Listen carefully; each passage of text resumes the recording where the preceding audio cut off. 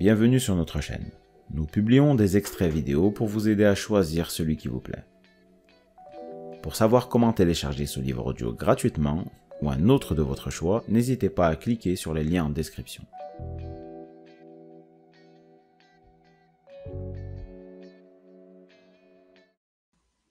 Et était le pionnier de l'informatique moderne, s'était suicidé en croquant une pomme trempée dans du cyanure. Jobs m'a rétorqué qu'il aurait bien aimé avoir eu cette idée, mais que ce n'était pas là l'origine du logo.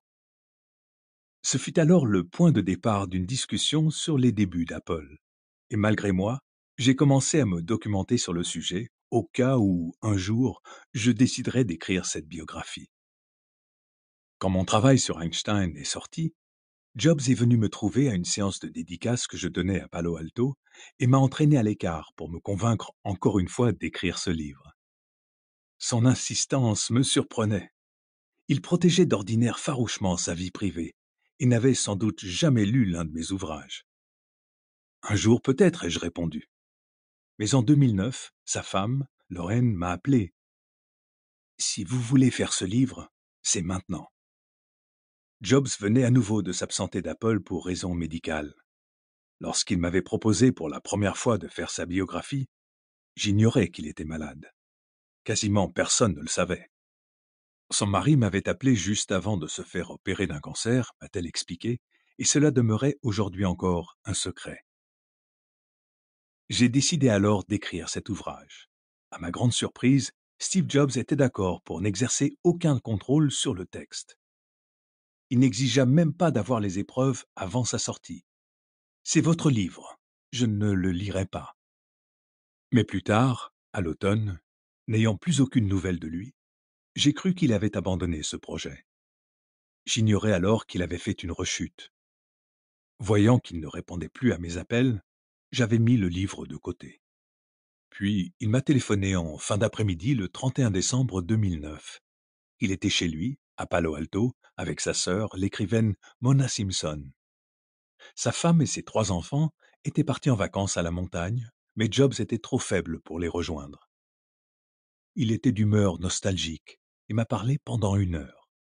Il m'a raconté comment, à l'âge de 12 ans, il avait construit un fréquence-mètre et comment, tout jeune, il avait trouvé Bill Hewlett dans l'annuaire et l'avait appelé pour le convaincre de lui donner des composants électroniques. Cette dernière décennie, après son retour chez Apple, avait été la période la plus créative de sa vie en termes de nouveaux produits. Mais le plus important, insistait-il, c'était d'avoir suivi l'exemple de Bill Hewlett et de son ami David Packard. Créer une société si innovante, si dynamique, qu'elle survivrait à ses créateurs. J'ai toujours cru que je ferais des études dans les sciences humaines, mais j'étais vraiment fan d'électronique. Puis j'ai lu ce que disait Edwin Land de Polaroid, l'un de mes héros, à propos du carrefour entre l'homme et la technologie, et j'ai compris que c'était précisément à cette conjonction que je voulais travailler. Soudain, Steve Jobs me soufflait le thème de sa biographie. Mes livres sur Franklin et Einstein exploraient cette même voie. Comment la convergence de l'humain et de la science pouvait être source de créativité, du moins pour les hommes d'exception. Cette synergie serait également la clé de voûte de la nouvelle économie du XXIe siècle. Mais pourquoi Jobs m'avait-il choisi pour écrire sa biographie? Je crois que vous savez faire parler les gens. C'était une réponse inattendue. J'allais devoir interviewer nombre de personnes qu'il avait mises à la porte, trompées ou abandonnées, et cela risquait de lui déplaire. Au début, cela a été le cas. Mais 2 mois après, il a encouragé tout le monde à se confier, des ennemis jurés aux anciennes compagnes. Il n'a mis son veto sur aucun sujet. J'ai fait des choses dans ma vie dont je ne suis pas fier, comme d'avoir mis enceinte ma petite amie à 23 ans, et la façon lamentable dont j'ai géré tout ça. Mais je n'ai pas de cadavre caché dans mes placards.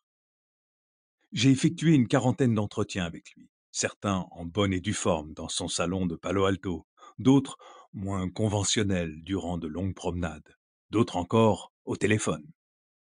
Au fil de mes visites, qui se sont étalées sur 1 an et demi, le patron d'Apple s'est confié de plus en plus, même s'il a usé de ce que ses anciens collègues appelaient son champ de distorsion de la réalité. Parfois, c'était simplement sa mémoire qui lui jouait des tours. Parfois, il déformait volontairement la réalité, mentant à moi comme à lui-même. Pour rétablir les faits, j'ai recoupé ses dires avec plus de 100 personnes, amis, famille, concurrents, adversaires et collègues. Sa femme, Lorraine, qui m'a été d'un grand soutien dans cette entreprise, n'a posé aucune... Si ce livre vous a plu, vous pouvez alors le télécharger gratuitement.